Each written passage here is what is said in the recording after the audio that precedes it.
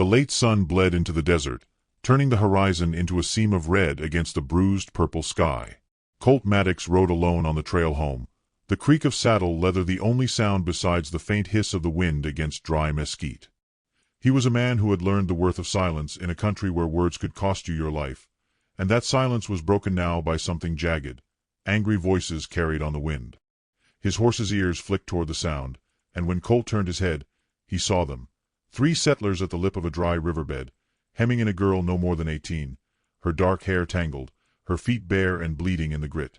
She stood straight, though the rope at her wrists pulled her shoulders forward, and her eyes, black as wet stone, met his from across the sand with a defiance that didn't match her trembling legs.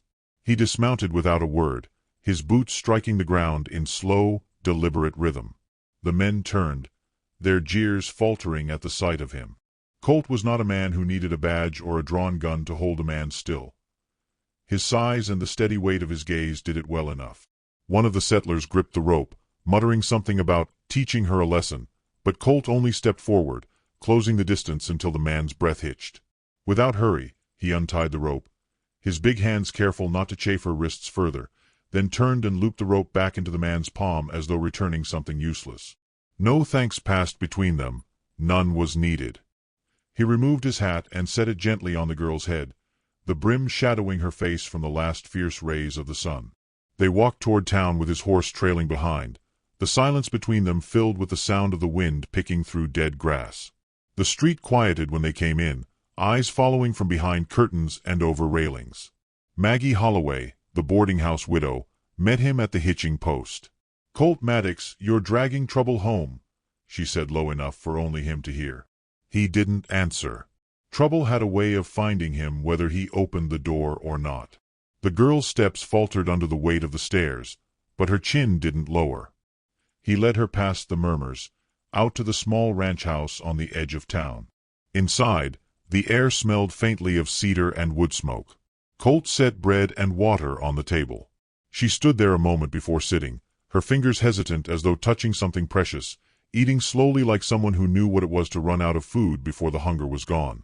He didn't speak, only moved his own chair closer to the stove and fetched the quilt from his bed, draping it over the back of her seat. Outside, the wind shifted. The town's murmurs would spread with it. Morning brought the scrape of boots on the porch. Deputy Roy Cutler's voice carried before he knocked. "Maddox, you're harboring trouble in there." Colt opened the door just enough to fill it. Roy's grin was thin. "You know what folks will say. Best you send her on before it gets ugly." Colt's reply was to step past him and start repairing a broken section of the corral fence. The deputy lingered, spitting into the dust, before walking off toward town. The girl, Niele, as she would later tell him, watched from the porch, the quilt still around her shoulders. She offered, in a voice low and careful, to leave so trouble wouldn't follow him. Colt handed her his spare boots. "Fence'll be finished by sundown," he said. "Need the help." They worked without hurry, setting posts, stretching wire, their movements finding a rhythm that made words unnecessary. Dust clung to her skirt, sweat to his collar. At dusk, they sat on the porch steps. She hummed a tune under her breath, something soft and haunting, the kind of sound that made a man forget to blink. He didn't ask the words. He just listened. The second evening, a figure approached from the west, walking with the deliberate grace of someone who could cross a mile without tiring.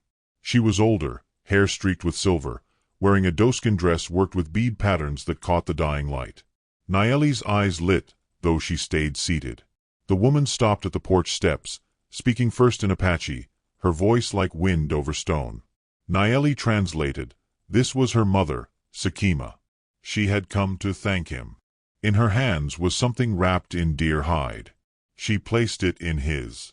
Inside was a carved bone talisman on a rawhide cord, and a small pouch of obsidian arrowheads, their edges catching the last orange flickers of sun.